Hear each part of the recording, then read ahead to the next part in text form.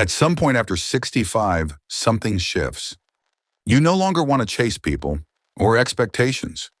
You don't want to spend your time explaining who you are, proving you're still with it, or pretending you enjoy crowded birthday parties just to stay in someone's good graces. But here's the truth. Just because you've let go of drama doesn't mean you've let go of connection. You still crave closeness. You still want someone to talk to sit beside, to share a laugh or a memory or a quiet walk. You just don't want to be tied down by old definitions of companionship. And that's not selfish. That's self-aware. There's a quiet revolution happening among women over 65. They're choosing friendships over labels, company over commitment, peace over people-pleasing. Gone are the days when you had to marry someone, live with someone, or talk every day to be considered close. In this new season of life, connection looks different. And if you've ever felt unsure whether you're allowed to want warmth without weight, you are. This video is for the women who still want company, but not complication. Who wants someone to share soup with, not a mortgage? Someone to hold hands with at sunset, not hold expectations over your head. Because staying connected without losing yourself isn't just possible, it's powerful. It's honest. And it's one of the greatest freedoms you've earned. You don't need someone in your space every day to feel close. Sometimes, it's the phone call that lasts 12 minutes but leaves you smiling all afternoon. Or the neighbor who brings you tomatoes from her garden every Saturday and stays for 10 minutes on the porch. These little things, they count. And more than that, they nourish. Because real connection at this age isn't about quantity. It's about presence, honesty, and choice. And let's be real, many women in their 60s, 70s, and 80s have spent a lifetime taking care of others. You've been the wife, the caregiver, the dependable one, the emotional rock. Now, for once, you get to ask, what kind of connection do I want, and what kind of weight am I no longer willing to carry? This chapter of your life isn't about proving anything to anyone. It's about peace. And the beautiful part is, the right kind of connection won't cost you your freedom. It will protect it. Way 1, redefine what connection means at this age. The first step in staying connected without giving up your freedom is to redefine what connection actually means. For you, today. Not what it meant when you were 25, or 42, or even last year. But now, in this chapter, with the life you have and the woman you've become. Because connection at this age isn't always about constant closeness. It's not about being in touch every day, or having someone who finishes your sentences, or tagging along to every event. It's about feeling seen, feeling like someone understands you and respects your space. Take Helen, for example. She's 71, lives in Florida, and spends most of her days painting, reading, and walking along the water. She has a friend named Louise who calls her every Sunday afternoon at exactly 3 p.m. They talk for 20 minutes, sometimes about serious things, sometimes just about what they cooked that week. Then they hang up and go back to their separate lives. That, to Helen, is a connection. No obligation, no guilt, just reliable, easy, gentle company. In fact, many women over 65 are realizing they feel more fulfilled by these intentional, quiet connections than they ever did from relationships that required constant emotional maintenance. Because let's be honest, when we were younger, connection often meant sacrifice. It meant being there for someone at the cost of ourselves. It meant saying yes when we wanted to say no. It meant bending to fit someone else's world. But now, you get to define connection on your own terms. Maybe that means meeting someone once a week for coffee and crossword puzzles. Maybe it means messaging a friend photos of your garden every few days. Maybe it means sharing the same quiet bench at the park with another widow, never saying much, but always showing up at the same time. The old rules no longer apply. You don't need to be part of a couple to feel close. You don't need to be on call emotionally to feel valuable. You don't need to be needed to feel connected. Real connection now is about choice, not obligation. Presence, not performance. Warmth, not weight. So take a moment and ask yourself, What does connection look like for me now? How do I want to feel when I'm with someone? And how do I not want to feel? Once you're clear on that, something amazing happens. You stop chasing closeness that drains you, and you start noticing the small, sacred connections that fill you instead. If this resonates with you, tell us in the comments what kind of connection has felt just right for you in this season. Because redefining what connection means is how you begin to protect your peace and your freedom. Way 2, build rituals, not relationships. At this stage in life, what you need most isn't another title. It's a rhythm. Something comforting, steady, meaningful. A way to connect that doesn't demand more than you're willing to give, but still brings warmth and joy into your life. That's why the idea of building rituals, not relationships, can be a powerful shift. A ritual is something small and repeated. It's not about labels or obligations. It's about the feeling of consistency without the pressure of permanence. Take Nora, age 75, who lives in Portland. Every Tuesday morning, she walks with her neighbor Phyllis to the same little café 3 blocks away. They order the same thing, cinnamon toast and black coffee, and they talk about whatever's on their minds.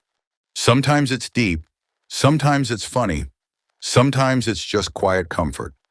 They don't call it a friendship. They don't text during the week. There are no birthdays, no drama, no keeping score. But that ritual, it's sacred. And both women say it's one of the most nourishing parts of their week. The beauty of rituals is that they're sustainable. You don't need to be emotionally available every day. You don't need to host dinner parties or coordinate calendars or explain yourself. You just show up, as you are, at the rhythm that feels right. It might be a standing phone call every Friday evening with a cousin who lives across the country. It might be watering plants at the community garden every Saturday morning alongside familiar faces. It might be attending the same poetry reading or faith service or meditation group, not to bond, but to belong. The power is in the rhythm, and the rhythm becomes the relationship. So many women have spent their lives building relationships that consumed them. That pulled them in too tight, asked too much, and gave back too little. Now, you get to build your own way of connecting, one that keeps your peace intact. And if someone wants more than you're willing to give, you can simply say, I love what we have. I like to keep it just like this. No guilt, no apology, just truth. Because the goal isn't to avoid people. It's to engage without losing yourself. And sometimes the best connection isn't the one with deep roots and heavy branches. It's the one with light touch, but regular sunlight. If you've built a ritual like this in your own life, something simple that keeps you grounded, share it in the comments. Because sometimes one person's ritual becomes another person's inspiration. These kinds of rituals also help reduce loneliness without overwhelming your emotional energy. They give you something to look forward to, not out of obligation, but out of joy. And when life gets heavy, those rituals become anchors. Nora once said, "It's the one part of my week that doesn't expect anything from me. I just get to show up and be." That's the magic. You're not building obligations. You're building meaning. And meaning, when it's small and steady, can last a lifetime. Way 3, use technology to stay close without the cost. Technology gets a bad rap, especially when people talk about aging. But the truth is, for women over 65, technology can be a beautiful tool for connection. Not to replace in-person closeness, but to maintain it without draining your energy, schedule, or savings. Think of it like this. You don't need to drive an hour to see someone to feel close. You can send a voice message, hop on a video call, or even share a photo of your morning coffee. That moment of, I'm thinking of you, doesn't have to come wrapped in effort, just intention.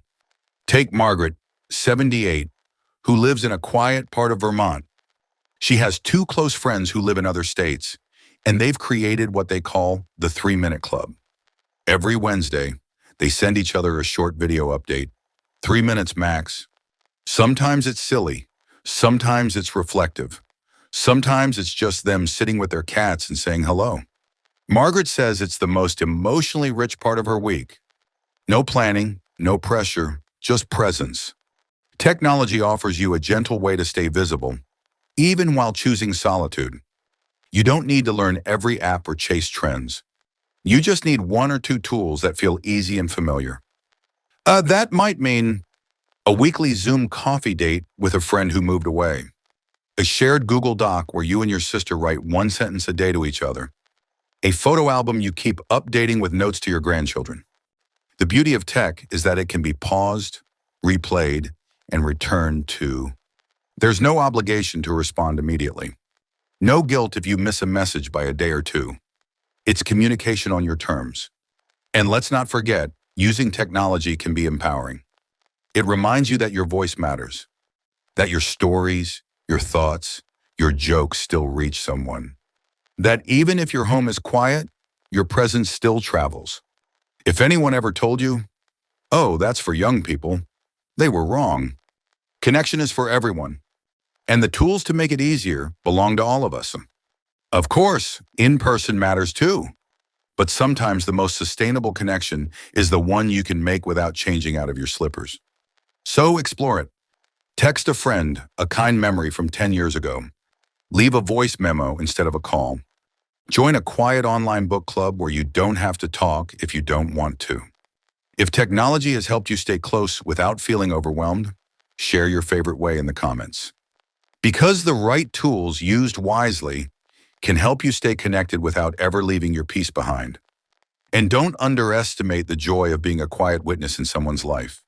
Sometimes, all it takes is sending a heart emoji after your niece shares a photo, or leaving a comment on a friend's garden update. It's not loud, but it's real, and it reminds people that you're still here, still watching, still caring. These digital touches aren't fake. They're just different. And for many of us, they're exactly what we need to feel close while keeping our freedom intact. Way 4, set boundaries gently but firmly. There's a quiet kind of courage that comes with setting boundaries, especially after 65. For much of your life, you may have been taught to be agreeable, to not rock the boat, to keep the peace even when it costs your own. But at this age, you've earned the right to protect your peace, to protect your time, your space, your energy, and yes, your freedom. Connection does not mean availability. You don't have to be reachable 247 to be loved. You don't have to explain yourself every time you say no. Let's talk about Joan, 72, who lives outside of Denver. She has a lovely circle of friends, but one of them, Helen, has a habit of calling at all hours, venting for long stretches, and dropping by unannounced. Joan used to feel guilty about feeling drained. She worried that saying something would seem rude or ungrateful. But eventually, Joan realized something powerful. She wasn't rejecting Helen. She was protecting herself. She had a conversation that was both kind and clear. "I love hearing from you," she said, "but I need to protect my quiet time. Could we check in once a week instead of every day?" And guess what? Helen respected that. And if she hadn't, Joan was ready to accept that too. Because boundaries don't just teach others how to treat you. They teach you how to honor yourself. Setting boundaries gently means being honest without being harsh. It means saying, "That doesn't work for me," without needing to explain why. It means protecting your energy without building a wall. You can still be kind, generous, warm, and also firm. You can say no without guilt. You can cancel plans without shame. You can choose rest over responsibility and still be deeply connected to others. One of the most freeing truths in later life is this: not everyone deserves full access to you. Your time is precious. Your spirit is sacred. And your freedom isn't up for negotiation. So if someone calls too often, you can suggest a rhythm that works for you. If someone invites you to things you don't enjoy, you can say, "That's not really my scene, but thank you." If someone shares too much or asks too much, you can redirect with love. Boundaries don't push people away. They create clarity. And clarity creates deeper, more sustainable connections. Because the people who belong in your life will respect your limits. And the ones who don't, well, that's information too. If you've learned to set boundaries in your own life, share your wisdom in the comments. Because sometimes the most powerful connection is the one that leaves both people feeling respected, not just received. And here's the beautiful part. When you set a boundary, you give the other person a chance to rise to the occasion. Most of the time, they do. And if they don't, that's a sign worth paying attention to. Joan later shared that her friendship with Helen actually improved. The check-ins felt more intentional.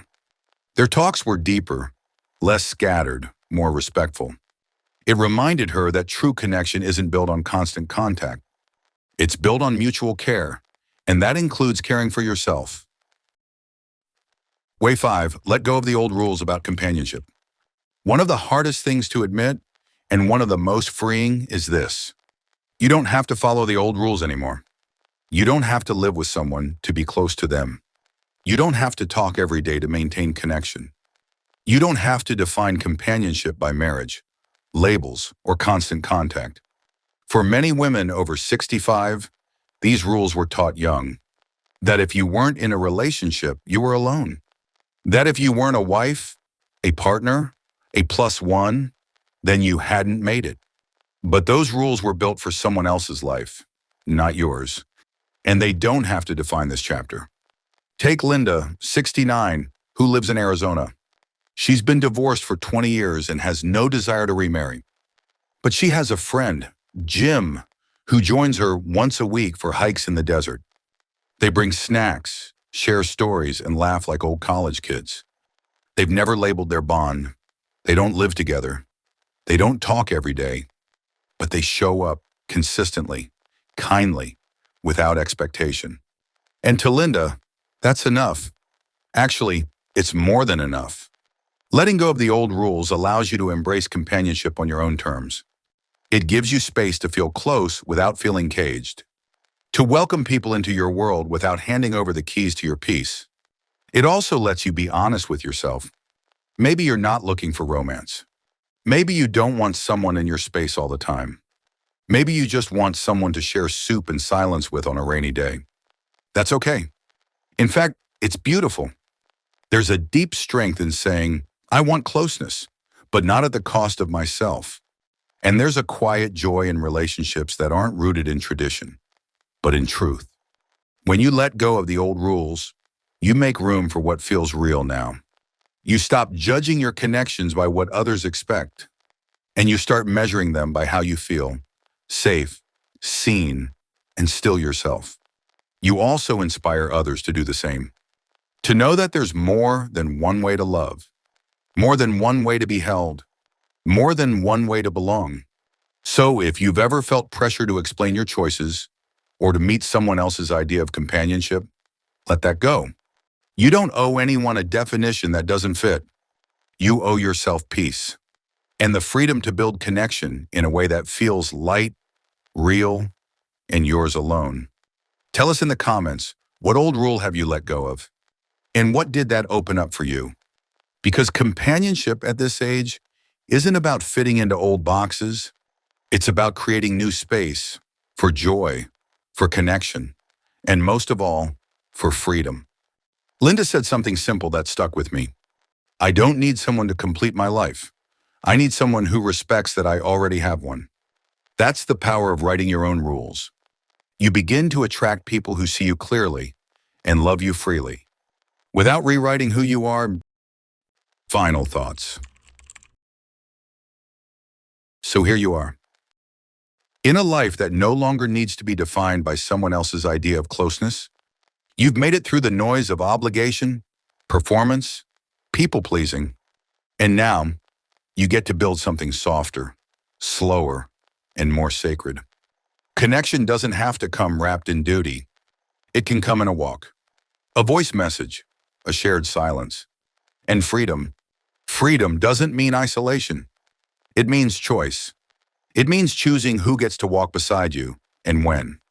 Choosing how much of your story you share and with whom. Choosing to show up for yourself first so that whatever connection you build starts from fullness, not emptiness. There's nothing lonely about that. There's something incredibly dignified about it. You've likely spent years, maybe decades, being the reliable one. the listener, the planner, the one who kept the peace. But now you get to keep your peace. Every one of the 5 ways we've talked about is an invitation, not to shut people out, but to let the right ones in on your terms. Redefine what connection means for you now. Build rituals that nourish, not exhaust. Use technology to stay close, not overstimulated. Set boundaries that keep your soul steady. Let go of the rules that never really served you. These are not small adjustments. They're revolutionary, in the quiet, beautiful way that only women over 65 truly understand. If you've ever felt the pressure to stay in touch, to be polite, to accept every call, every visit, every ask, pause. You have nothing to prove. Your connection to others does not require you to be available around the clock. Your love doesn't need to look like anyone else's. And your life right now is yours to shape with grace, with clarity, and with so much gentleness. So stay connected, but stay free. Let the people who bring peace stay near. Let the ones who cross your boundaries stay outside. And let your own voice be the one you listen to first. If this video spoke to something in you, leave a comment below. Let us know which way felt most like yours. And if you haven't already, subscribe to Sage Advice, because we talk about the things that actually matter, and we do it in a way that honors your season. You don't need to start over. You don't need to run faster. You just need to return to what matters, to yourself. And that, dear one, is more than enough. And if no one has told you this in a while, let me be the one to say it. You are allowed to outgrow old roles. You are allowed to seek peace more than performance. You are allowed to want closeness that fits the woman you are now, not the girl you used to be.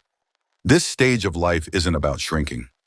It's about refining, about holding what matters, and finally letting go of what never did.